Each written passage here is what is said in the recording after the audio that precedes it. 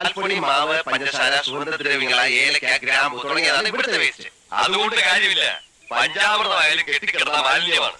അതിൽ നിന്ന് bacteria create ചെയ്യപ്പെടും. അത് ചുറ്റുപാടും പടരും. ജനങ്ങൾ പകർച്ചവ്യാധികളും ചാവും. സാർ, പഞ്ചാര ഏലക്ക എന്ത് ബാക്ടീരിയ ഉണ്ടാക്കാനാണ്? Stop your nonsense. 2 ഗ്യാസുള്ള പൈപ്പിട്ട മാലിന്യങ്ങൾ അതിലൂടെ കടലിലേക്ക് ഒഴുകണം. സാർ, കടൽ 6 കിലോമീറ്റർ ദൂരെയാണ് സാർ. അവിടെ വരെ പൈപ്പിട്ടാ മതി. ഒരു കാര്യം ഞാൻ ചോദിച്ചോട്ടെ? ഒന്നും ഇങ്ങോട്ട് ചോദിക്കട്ടെ, പറയുന്നത് ഞാൻ ചോദിക്കും. ഒരു സർക്കാർ ബസ് മുമ്പിൽ കൂടെ പോയാ പുക കൊണ്ട് ആർക്കും കുറെ സമയത്ത് കണ്ണു കാണാൻ പറ്റില്ല. കോർപ്പറേഷനിലെ ഓണകൾ മന്ത് വരുത്തുന്ന കൊതുകുകളുടെ സുഖവാസ കേന്ദ്രമാണ്.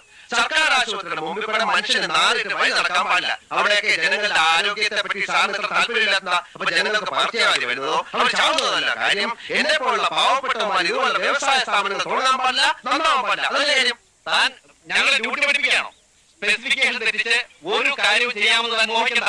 എവിടോ പൂച്ചപ്പര, എവിടോ തീയണയ്ക്കാനുള്ള സംവിധാനം. ഇവിടെ റൂഫ് മാത്രമേ കറക്റ്റായി ചെയ്തിട്ടുള്ളൂ.